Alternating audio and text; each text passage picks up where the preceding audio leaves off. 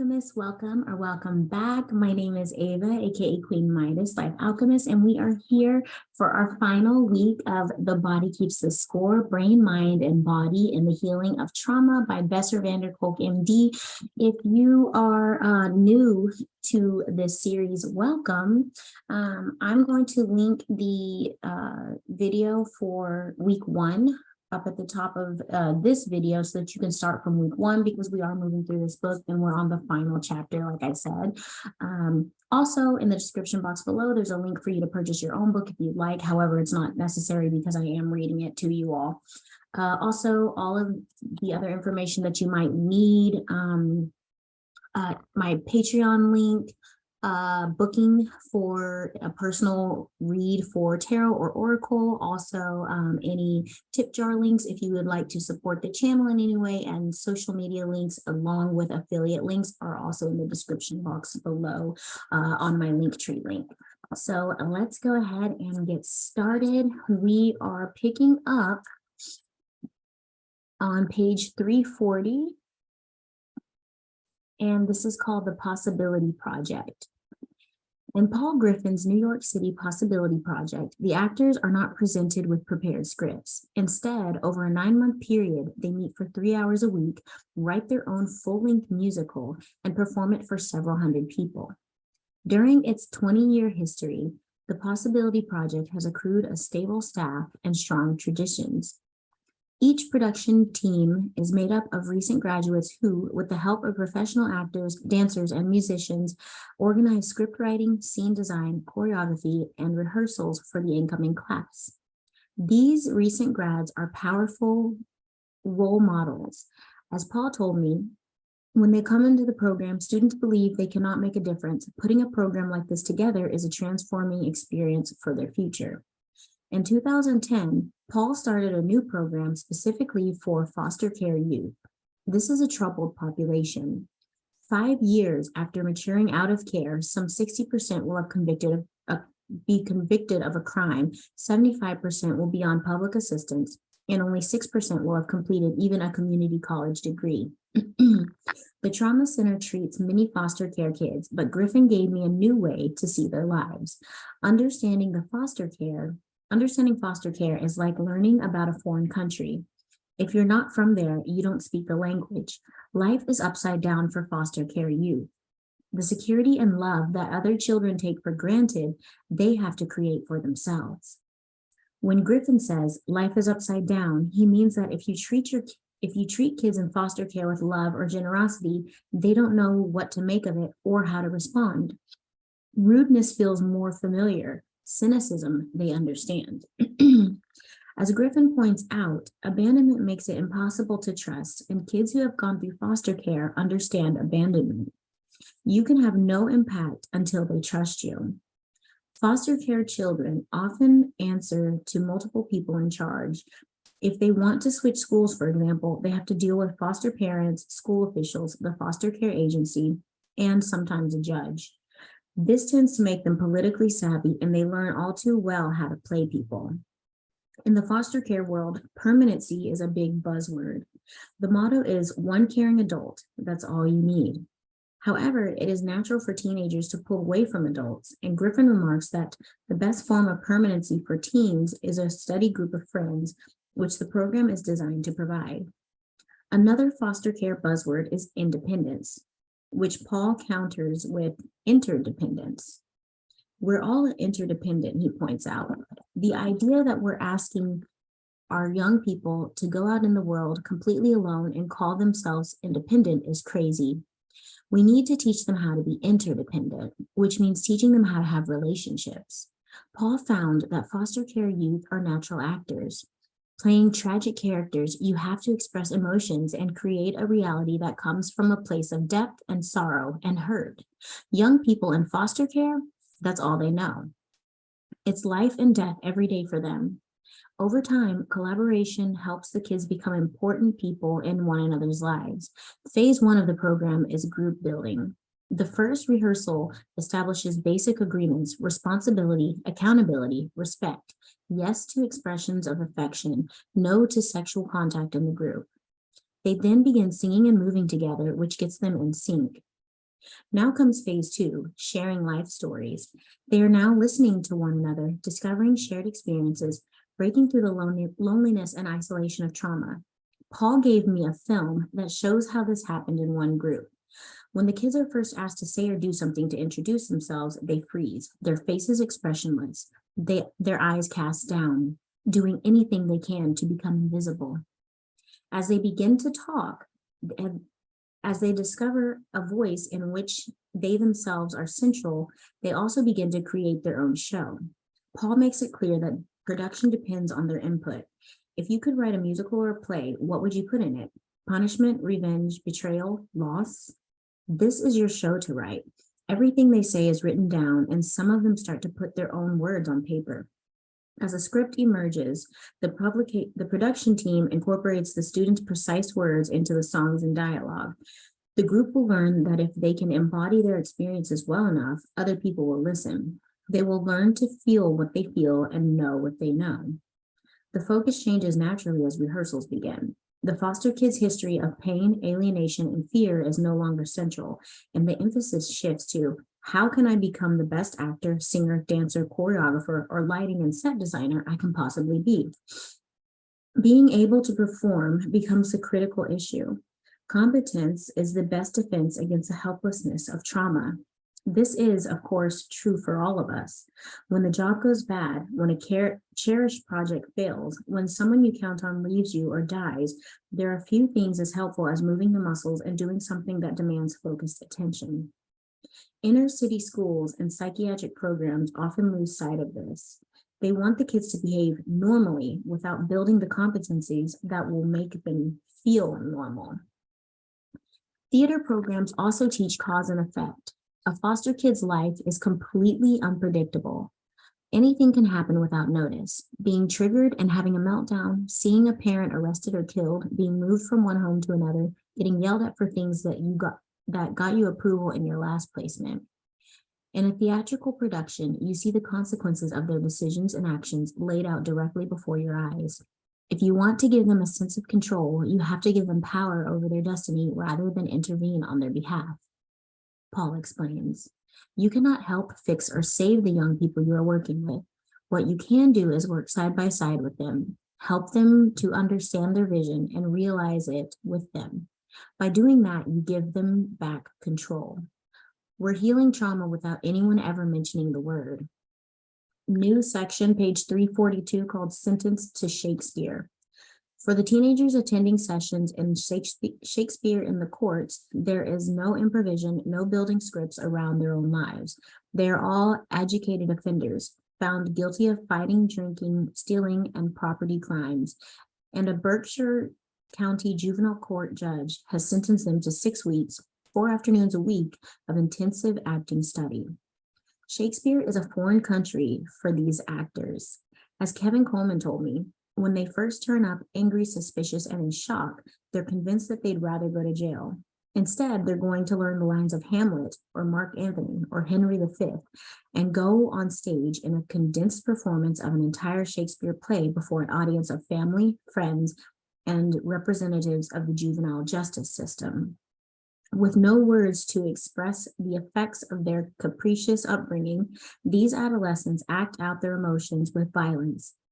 Shakespeare calls for sword fighting, which, like other martial arts, gives them an opportunity to practice contained aggression and expressions of physical power. The emphasis is on keeping everyone safe. The kids love swordplay, but to keep one another safe, they have to negotiate and use language. Shakespeare was writing at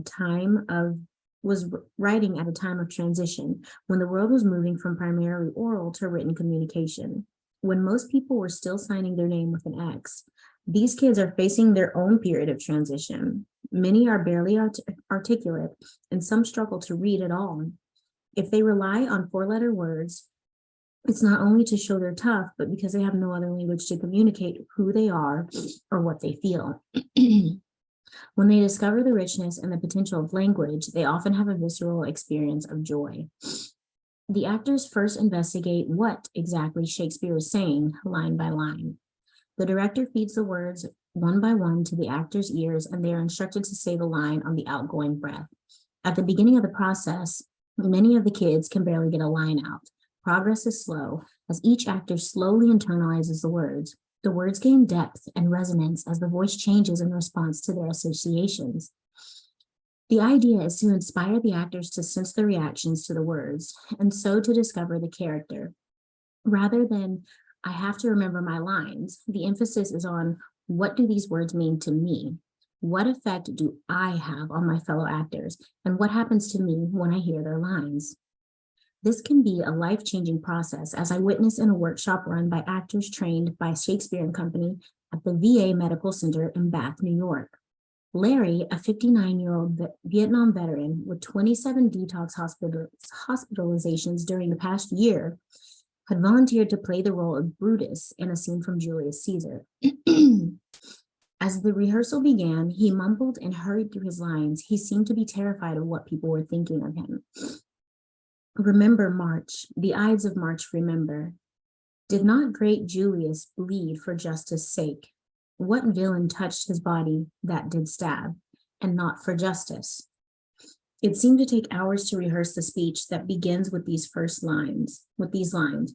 At first, he was just standing there, shoulders slumped, repeating the words that the director whispered in his ear. Remember, what do you remember? Do you remember too much or not enough? Remember. What don't you remember? What is it like to remember? Larry's voice cracked, eyes to the floor, sweat beading on his forehead. After a short break and a sip of water, back to work. Justice. Did you receive justice? Did you ever bleed for justice' sake? What does justice mean to you? Struck. Have you ever struck someone? Have you ever been struck? What was it like? What do you wish you had done? Stab. Have you ever stabbed someone? Have you ever felt stabbed in the back? Have you been stabbed? Have you stabbed someone in the back? At this point, Larry bolted from the room.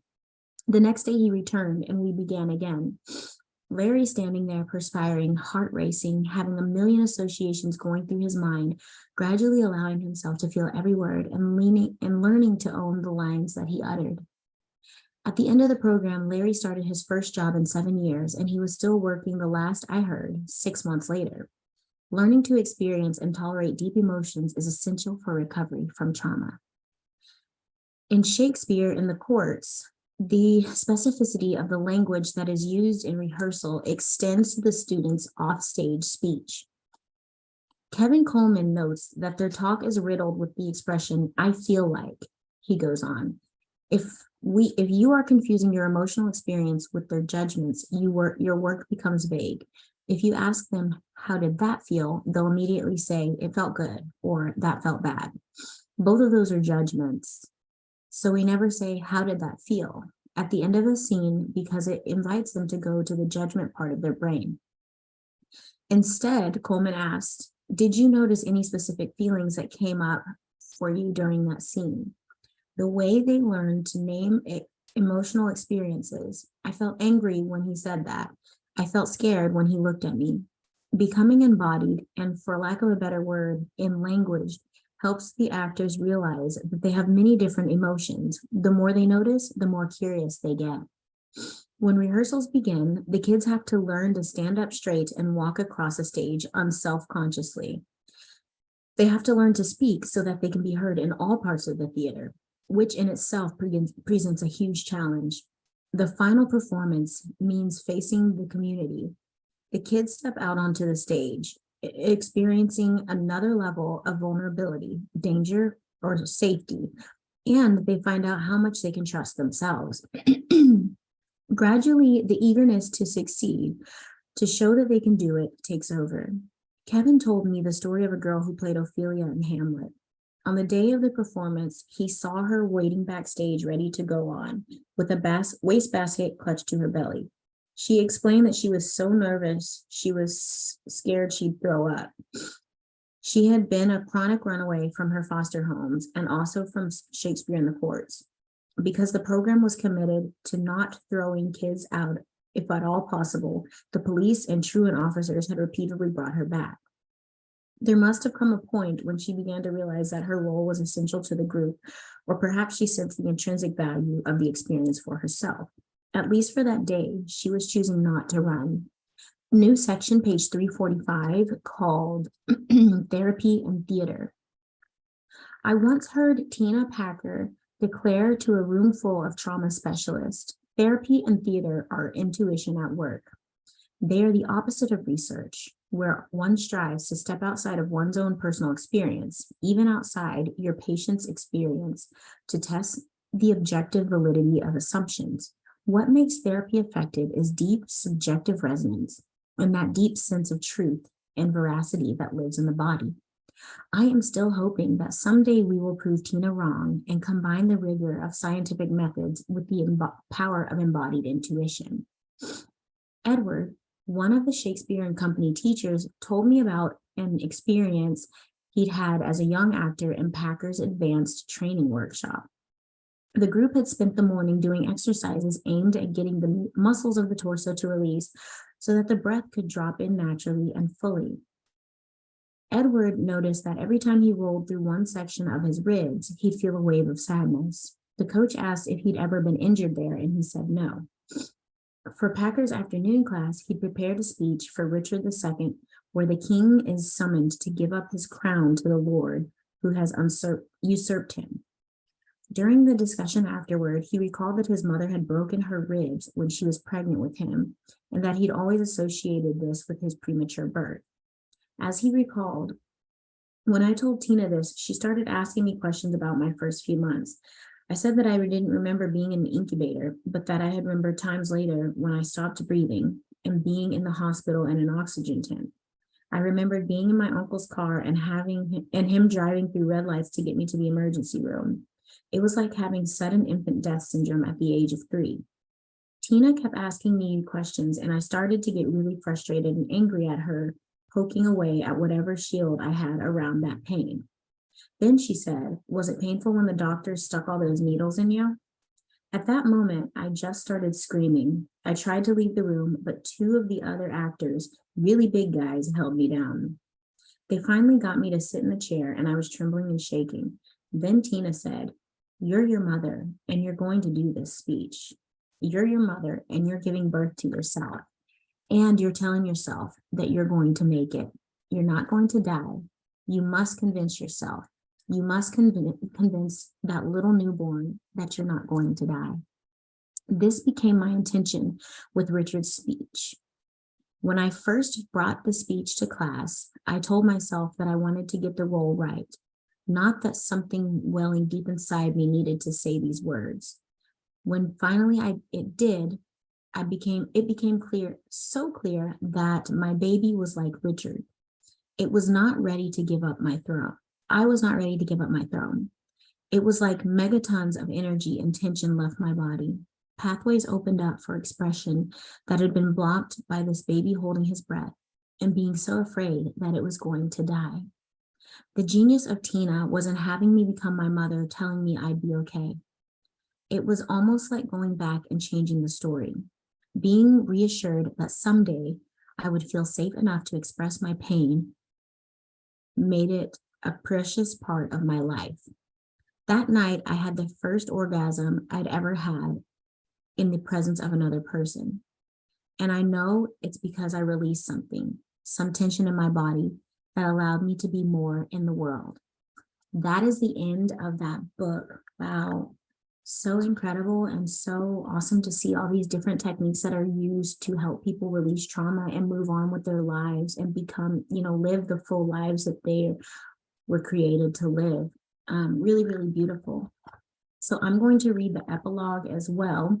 This is a few pages long, and this starts on page 346. It's called Choices to be Made. We are on the verge of becoming a trauma-conscious society. Almost every day, one of my colleagues publishes another report on how trauma disrupts the workings of mind, brain, and body. The ACE study showed how early abuse devastates health and social functioning, while James Heckman won a Nobel Prize for demonstrating the vast savings produced by early intervention in the lives of children from poor and troubled families. More high school graduations, less criminality, increased employment, and decreased family and community violence. All over the world, I met people who take these data seriously and who work tirelessly to develop and apply more effective interventions. Whether devoted teachers, social workers, doctors, therapists, nurses, philanthropists, theater directors, prison guards, police officers, or meditation coaches. If you have come this far with me and the body keeps a score, you have also become a part of this community. Advances in neuroscience have given us a better understanding of how trauma changes brain development, self-regulation, and the capacity to stay focused and in tune with others. Sophisticated imaging techniques have identified the origins of PTSD in the brain so that we now understand why traumatized people become disengaged, why they are bothered by sounds and lights, and why they may blow up or withdraw in response to the slightest provocation. We have learned now, or how throughout life, experiences change the structure and function of the brain, and even affect the genes we pass on to our children. Understanding many of the fundamental processes that underlie traumatic stress opens the door to an array of interventions that can bring the brain areas related to self-regulation, self-perception, and intention back online. We know not only how to treat trauma, but also increasingly how to prevent it. And yet, after attending another wake for a teenager who was killed in a drive-by shooting in the Blue Hill Avenue section of Boston, or after reading about the latest school budget cuts in impoverished cities and towns, I find myself close to despair. In many ways, we seem to be regressing, with measures like the callous congressional elimination of food stamps for kids whose parents are unemployed or in jail, with the stubborn opposition to universal health care in some quarters, with psychiatry's obtuse refusal to make connection between psychic suffering and social conditions, with the refusal to prohibit the sale or possession of weapons whose only purpose is to kill large numbers of human beings, and with our tolerance for incarcerating a huge segment of our population, wasting their lives as well as our resources. Discussions of PTSD still tend to focus on recently returned soldiers, victims of terrorist bombings, or survivors of terrible accidents, but trauma remains a much larger public issue, arguably the greatest threat to our national well-being. Since 2001, far more Americans have died at the hands of their partners or other family members than in the wars in Iraq and Afghanistan. American women are twice as likely to suffer domestic violence as breast cancer. The American Academy of Pediatrics estimates that firearms kill twice as many children as cancer does. All around Boston, I see signs advertising the Jimmy Fund, which fights children's cancer, and for marches to fund research on breast cancer and leukemia, but we seem too embarrassed or discouraged to mount a massive effort to help children and adults learn to deal with the fear, rage, and collapse, the predictable consequences of having been traumatized. When I give presentations on trauma and trauma treatment, participants sometimes ask me to leave out the politics and confine myself to talking about neuroscience and therapy. I wish I could separate trauma from politics, but as long as we continue to live in denial and treat only trauma while ignoring its origins, we are bound to fail. In today's world, your zip code, even more than your genetic code, determines whether you will lead a safe and healthy life. People's income, family structure, housing, employment, and educational opportunities affect not only their risk of developing traumatic stress, but also their access to effective help to address it. Poverty, unemployment, inferior schools, social isolation, widespread availability of guns, and substandard housing are all our breeding grounds for trauma. Trauma breeds further trauma. Hurt people hurt other people. My most profound moment with healing from collective trauma was witnessing the work of the South African Truth and Reconciliation Commission, which was based in the central guiding principle of Ubuntu, or SOSA word, that denotes sharing what you have, as in my humanity is inextricably bound up in yours. Ubuntu recognizes that true healing is impossible without recognition of our common humanity and our common destiny. We are fundamentally social creatures. Our brains are wired to foster working and playing together. Trauma devastates the social engagement system and interferes with cooperation, nurturing, and the ability to function as a productive member of the clan. In this book, we have seen how many mental health problems, from drug addiction to self-injurious behavior, start off as attempts to cope with emotions that become unbearable because of a lack of inadequate human contact and support. Yet, institutions that deal with traumatized children and adults all too often bypass the emotional engagement system that is the function of who we are, and instead focus narrowly on correcting faulty thinking and on suppressing unpleasant emotions and troublesome behaviors. People can learn to control and change their behavior, but only if they feel safe enough to experiment with new solutions. The body keeps the score. If trauma is encoded in heartbreaking and gut-wrenching sensations, then our first priority is to help people move out of fight or flight states, reorganize their perception of danger, and manage relationships. Where traumatized children are concerned, the last things we should be cutting from school schedules are the activities that can do precisely that: chorus, physical education, recess, and anything else that involves movement, play, and other forms of joyful engagement. As we've seen, my own profession often compounds rather than alleviates the problem. Many psychiatrists today work in assembly line offices where they see patients they hardly know for 15 minutes and then dole out pills to relieve pain, anxiety, or depression. Their message seems to be, leave it to us to fix you. Just be compliant and take these drugs and come back in 3 months. But be sure not to use alcohol or illegal drugs to relieve your problems. Such shortcuts in treatment make it impossible to develop self-care and self-leadership. One tragic example of this orientation is the rampant prescription of painkillers, which now kill more people each year in the United States than guns and car accidents. Our increasing use of drugs to treat these conditions doesn't address the real issues. What are these patients trying to cope with? What are their internal or external resources? How do they calm themselves down? Do they have caring relationships with their bodies? And what do they do to cultivate a physical sense of power, vitality, and relaxation? Do they have dynamic interactions with other people? Who really knows them, loves them, and cares about them? Whom can they count on when they're scared, when their babies are ill, or when they are sick themselves? Are they members of a community, and do they play vital roles in the lives of the people around them? What specific skills do they need to focus, pay attention, and make choices? Do they have a sense of purpose? What are they good at? How can we help them feel in charge of their lives? I like to believe that once our society truly focuses on the needs of children, all forms of social support for families, a policy that remains so controversial in this country, will gradually come to seem not only desirable, but also doable.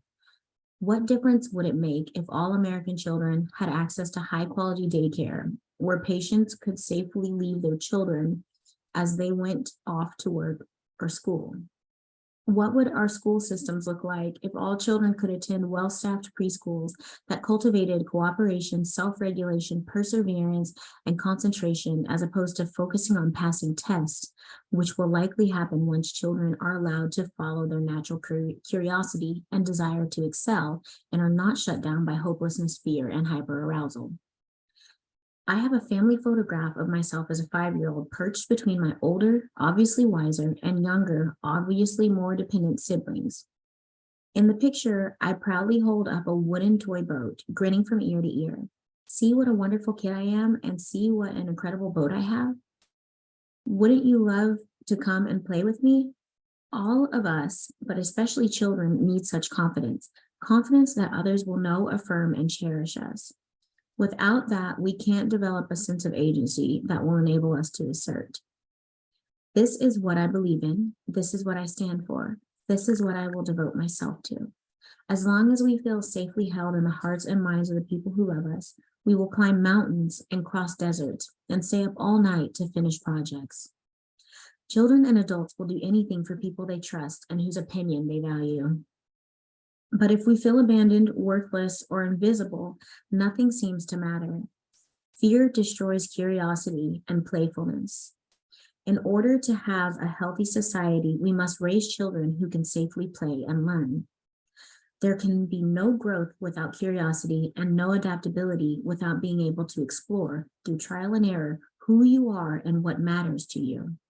Currently, more than 50% of the children served by Head Start have had 3 or more adverse childhood experiences, like those included in the ACE study. Incarcerated family members, depression, violence, abuse, or drug use in the home, or periods of homelessness. People who feel safe and meaningfully connected with others have little reason to squander their lives doing drugs or staring nimbly at a television. They don't feel compelled to do stuff to stuff themselves with carbohydrates or assault their fellow human beings. However, if nothing they do seems to make a difference, they feel trapped and become susceptible to the lure of pills, gang leaders, extremist religions, or violent political movements. Anybody and anything that promises relief. As the ACE study has shown, child abuse and neglect is the single most preventable cause of mental illness, the single most common cause of drug and alcohol abuse, and a significant contributor to leading causes of death such as diabetes, heart disease, cancer, stroke, and suicide. My colleagues and I focus much of our work where trauma has its greatest impact, on children and adolescents. Since we came together to establish the National Child Traumatic Stress Network in 2001, it has grown into a collaborative network of more than 150 centers nationwide, each of which has created programs in schools, juvenile justice systems, child welfare agencies, homeless shelters, military facilities, and residential group homes. The Trauma Center is one of NCTSN's treatment development and evaluation sites. My colleagues Joe Spinazzola, Margaret Blaustein, and I have developed comprehensive programs for children and adolescents that we, with the help of trauma-savvy colleagues in Hartford, Chicago, Houston, San Francisco, Anchorage, Los Angeles, and New York, are now implementing. Our team selects a particular area of the country to work in every 2 years, relying on local contracts to identify organizations that are energetic, open, and well-respected. These will eventually serve as new nodes for treatment dissemination. For example, I collaborated for one 2-year period with colleagues in Missoula, Montana, to help develop a culturally sensitive trauma program on Blackfoot Indian reservations. The greatest hope for traumatized, abused, and neglected children is to receive a good education in schools where they are seen and known, where they learn to regulate themselves, and where they can develop a sense of agency. At their best, schools can function as islands of safety in a chaotic world. They can teach children how their bodies and brains work and how they can understand and deal with their emotions. Schools can play a significant role in instilling the resilience necessary to deal with the traumas of neighborhoods or families. If parents are forced to work 2 jobs to eke out a living, or if they are too impaired, overwhelmed, or depressed to be attuned to the needs of their kids, schools by default have to be the places where children are taught self-leadership and had an internal locus of control. When our team arrives at a school, the teacher's initial response is often some version of, if I'd wanted to be a social worker, I would have gone to social work school, but I came here to be a teacher. Many of them have already learned the hard why, however, that they cannot teach if they have a classroom filled with students whose alarm bells are constantly going off. Even the most committed teachers and school systems often come to feel frustrated and ineffective because so many of their kids are too traumatized to learn. Focusing only on improving test scores won't make any difference if teachers can't effectively address the behavior problems of these students. The good news is that the basic principles of trauma-focused interventions can be translated into practical day-to-day routines and approaches that can transform the entire culture of a school. Most teachers we work with are intrigued to learn that abused and neglected students are likely to interpret any deviation from routine as danger, and that their extreme reactions usually are expressions of traumatic stress. Children who defy the rules are unlikely to be brought to reason by verbal reprimands or even suspension, a practice that has become epidemic in American schools. Teachers' perspectives begin to change when they realize that these kids' disturbing behaviors start out as frustrated attempts to communicate distress and as misguided attempts to survive. More than anything, being able to feel safe with other people defines human mental health. Safe connections are fundamental to meaningful and satisfying lives. The critical challenge in a classroom setting is to foster reciprocity, truly hearing and being heard, really seeing and being seen by other people. We try to teach everyone in a school community, once office staff, principals, bus drivers, teachers, and cafeteria workers, to recognize and understand the effects of trauma on children and to focus on the importance of fostering safety, predictability, and being known and seen. We make certain that the children are greeted by name every morning and that teachers make face-to-face contact with each and every one of them. Just as in our workshops, group work, and theater programs, we always start the day with check-ins, taking the time to share what's on everybody's mind. Many of the children we work with have never been able to communicate successfully with language, as they are accustomed to adults who yell, command, sulk, or put earbuds in their ears. One of the first steps is to help their teachers model new ways of talking about feelings, stating expectations, and asking for help. Instead of yelling "stop" when a child is throwing a tantrum or making her sit alone in the corner, teachers are encouraged to notice and name the child's experience, as in, "I can see how upset you are," to give her choices, as in, "Would you like to go to the safe spot or sit on my lap?" And to help her find words to describe her feelings and begin to find her voice, as in, "What will happen when you get home after class?" It may take many months for a child to know when it is safe to speak the truth, but it will never be universally safe, or because it will never be universally safe. But for children, as for adults, identifying the truth of an experience is essential for healing from trauma. It is standard practice in many schools to punish children for tantrums, spacing out, or aggressive outbursts, all of which are often symptoms of traumatic stress. When that happens, the school, instead of offering a safe haven, becomes yet another traumatic trigger. Angry confrontations and punishment can be, at best, can temporarily halt unacceptable behaviors, but since the underlying alarm system and stress hormones are not laid to rest, they are certain to erupt again at the next provocation. In such situations, the first step is acknowledging that a child is upset. Then the teacher should calm him, then explore the cause and discuss possible solutions. For example, when a first grader melts down, hitting the teacher and throwing objects around, we encourage his teacher to set clear limits while gently talking to him. "Would you like to wrap the blanket around you to help you calm down?" The child is likely to scream "no," but then curl up under the blanket and settle down. Predictably, the clarity of expectations are critical. Consistency is essential. Children from chaotic backgrounds often have no idea how people can effectively work together, and inconsistency only promotes further confusion. Trauma-sensitive teachers soon realize that calling a parent about an obstreperous kid is likely to result in a beating and further traumatization. Our goal in all these efforts is to translate brain science into everyday practice. For example, calming down enough to take charge of ourselves requires activating the brain areas that notice our inner sensations, the self-observing watchtower discussed in Chapter 4.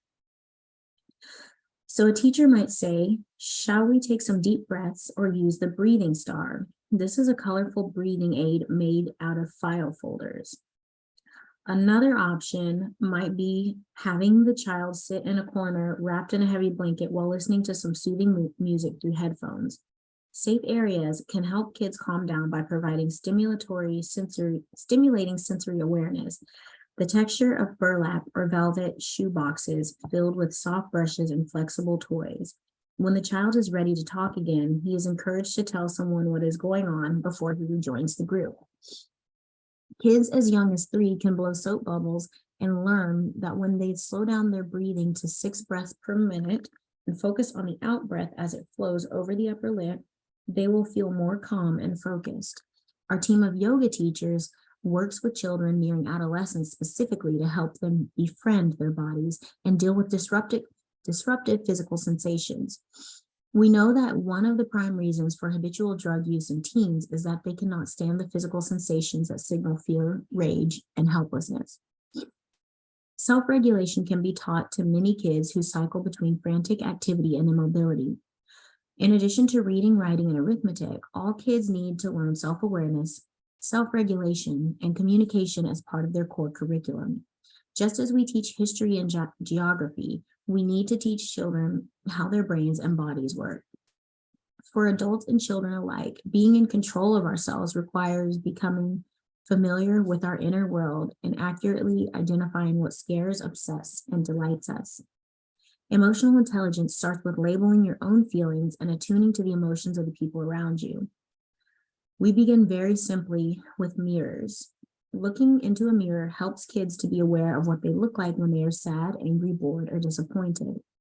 Then we ask, how do you feel when you see a face like that? We teach them how their brains are built, what emotions are for, and where they are registered in their bodies, and how they can communicate their feelings to the people around them. They learn that their facial muscles give clues about what they are feeling, and then experiment with how their facial expressions affect other people. We also strengthen the brain's watchtower by teaching them to recognize and name their physical sensations. For example, when the chest tightens, that probably means they are nervous. Their breathing becomes shallow and very tight. What does anger feel like, and what can they do to change the sensation in their body? What happens if they take a deep breath or take time out to jump rope or hit a punching bag? Does tapping acupressure points help? We try to provide children, teachers, and other care providers with a toolbox of ways to charge their emotional reactions. To promote reciprocity, we use other mirroring exercises, which are the foundation of safe interpersonal communication. Kids practice imitating one another's facial expressions. They proceed to imitating gestures and sounds and then get up and move in sync. They play well, they have to pay attention, to really seeing and hearing one another. Games like Simon Says lead to lots of sniggering and giggling, signs of safety and relaxation. When teenagers balk at these stupid games, we nod understandably and enlist their cooperation by asking them to demonstrate games to the little kids who need their help. Teachers and leaders learn that an activity as simple as trying to keep a beach ball in the air as long as possible helps groups become more focused, cohesive, and fun. These are inexpensive interventions. For older children, some schools have installed workstations costing less than $200, where students can play computer games to help them focus and to improve their heart rate variability, or HRV, discussed in chapter 16, just as we do in our own clinic. Children and adults alike need to experience how rewarding it is to work at the edge of their abilities. Resilience is the product of agency. Knowing that what you do can make a difference. Many of us remember what playing team sports, singing in the school choir, or playing in the marching band meant to us, especially if we had coaches or directors who believed in us, pushed us to excel, and taught us we could be better than we thought was possible. The children we reach need this experience. Athletics, playing music, dancing, and theatrical performances all promote agency and community. They also engage kids in novel challenges and unaccustomed roles. In a devastated post-industrial New England town, my friends Carolyn and Eli Newberger are teaching El Sistema, an orchestral music program that originated in Venezuela. Several of my students run an after-school program in Brazilian capoeira in a high-crime area of Boston, and my colleagues at the Trauma Center continue the trauma drama program. Last year, I spent 3 weeks helping two boys prepare a scene from Julius Caesar. An effeminate, shy boy was playing Brutus and had to summon up his full force to put down Cassius, played by the class bully, who had to be coached to play a corrupt general begging for mercy. The scene came to life only after the bully talked about his father's violence and his own vow never to show weakness to anyone. Most bullies have themselves been bullied, and they despise kids who remind them of their own vulnerability. Brutus's powerful voice, on the other hand, emerged after he realized that he'd made himself invisible to deal with his own family's violence. These intense communal efforts force kids to collaborate, compromise, and stay focused on the task at hand. Tensions often run high, but the kids stick with it because they want to earn the respect of their coaches or directors and don't want to let the team down. All feelings that are opposite to the vulnerability of being subjected to arbitrary abuse, the invisibility of neglect, and the godforsaken isolation of drama. Our NCTSN programs are working. Kids become less anxious and emotionally reactive and are less aggressive or withdrawn. They get along better and their school performance improves. Their attention deficit, hyperactivity, and oppositional defiant problems decrease. And parents report that their children are sleeping better. Terrible things still happen to them and around them, but they are now able to talk about these events. They have built up the trust and resources to seek the help they need. Interventions are successful if they draw on our natural wellsprings of cooperation and on our inborn responses to safety, reciprocity, and imagination. Trauma constantly confronts us with our fragility and with man's inhumanity to man, but also with our extraordinary resilience. I have been able to do this work for so long because it drew me to explore our sources of joy, creativity, meaning, and connection. All the things that make life worth living. I can't begin to imagine how I would have coped with what many of my patients have endured, and I see their symptoms as part of their strength. The ways they learn to survive, and despite all of their suffering, many have gone on to become loving partners and parents, exemplary teachers, nurses, scientists, and artists. The most great instigators of social change have intimate personal knowledge of trauma. Oprah Winfrey comes to mind, as do Maya Angelou, Nelson Mandela, and Elie Wiesel. Read the life story of any visionary, and you will find insights and passions that came from having dealt with devastation. The same is true of societies. Many of our most profound advances grow out of experiencing trauma. The abolition of slavery from the Civil War, Social Security in response to the Great Depression, and the GI Bill, which produced our once vast and prosperous middle class from World War II. Trauma is now our most urgent public health issue, and we have the knowledge necessary to respond effectively. The choice is ours to act on what we know. And that is the end of The Body Keeps the Score, Brain, Mind, and Body in the Healing of Trauma, again, written by Bessel Van Der Kolk, MD. Bessel, I don't know if I said that right. You all, thank you so much for being here. This has been a several month journey, and I'm so glad that you stuck with me for it. Please leave down in the comments below how you felt about this series, any comments that you have on the content of the book, if there's any other books that you'd like me to read. Yeah, if anything in that section or sections before is a topic that you would like to discuss or get a discussion going on in the comments, please do so. Also, if this is information that you feel would be helpful to someone else, please share from week 1. And if you have not subscribed to the channel, I would love to invite you to subscribe to my channel. It costs nothing for you, and it does help support me and get these messages out to more people, which is the most important part. Again, all of my links are in the Linktree link below in my description box. There's also a link for the book if you would like to get your own copy. And yeah, that is everything for today. You all hop over to my Patreon, check it out. I have one-on-one coaching. We do private chats. You get private oracle reads.